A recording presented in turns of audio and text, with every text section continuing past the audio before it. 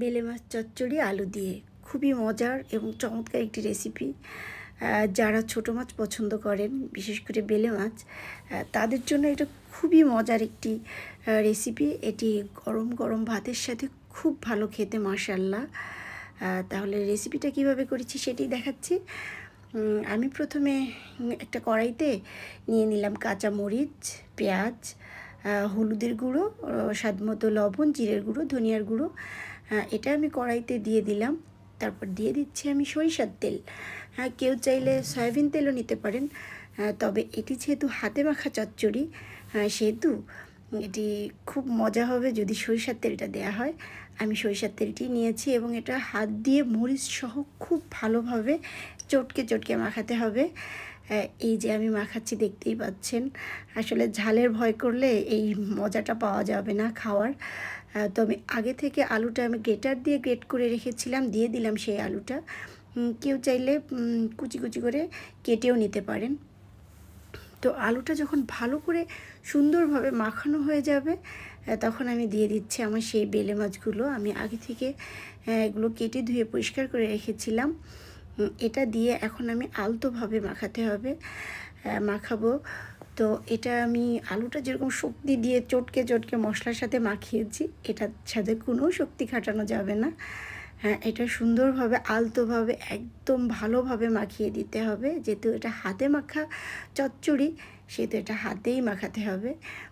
কোনো ধরনের খুন্তি বা চামচ আপাতত ব্যবহার করা যাবে না। এর ভিতরে আমি এখন দিয়ে দেব টমেটো কিউব করা। আমি এটা কেটে রেখেছিলাম, সেটিও আমি এখন ভালোভাবে আলতোভাবে সুন্দরভাবে মিশিয়ে দিচ্ছি। এটা যখন ভালোভাবে একদম সমস্ত জায়গায় আলতোভাবে মাখানো হয়ে যাবে, তখন আমি এতে সামান্য পরিমাণ পানি দিয়ে দেব। পানির পরিমাণ বেশি দেওয়া যাবে না, অল্প একটু পানি দিয়ে দেব। আমি হাতটা ধুয়ে জাস্ট পানিটা দিয়ে দেব, যাতে করে এটা সিদ্ধ হতে তো বেশি সময় লাগবে না। চচ্চড়িটা মাখানোটাই হচ্ছে মেন। মাখানোতেই রান্নাটা অর্ধেক হয়ে যাবে বলা যেতে পারে। তো আমি এটা একদম এই যে একটু পানি দিয়ে দিলাম, আর হাত দিয়ে চেপে চেপে আমি সমস্ত জায়গায় পানিটা দিয়ে দিলাম, যাতে ঝোল, লবণ সব টেস্টটা একই জায়গায় সব জায়গায় থাকে।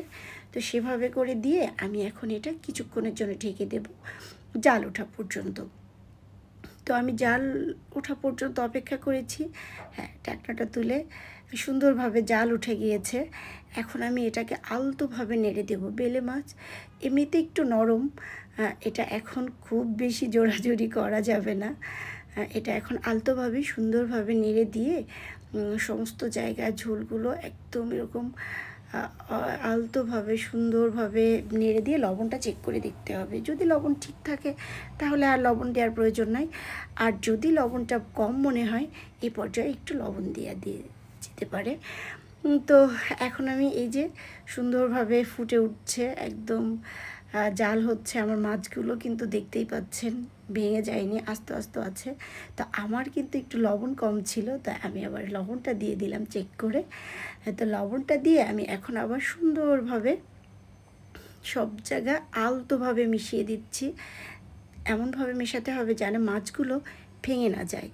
তো এরকম আলতো আলতোভাবে সুন্দরভাবে আমি মিশিয়ে দিয়েছি। দেওয়ার পরে এই যে ঝোলটা কিন্তু আমার টেনে টেনে আসছে।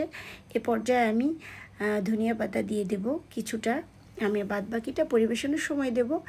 এখন কিছুটা ধনিয়া পাতা দিয়ে আমি অপেক্ষা করব যেন ঝোলটা একদম টেনে শুকিয়ে যায়। শুকিয়ে গিয়েছে। এখন আমি এটাকে নামিয়ে ফেলবো।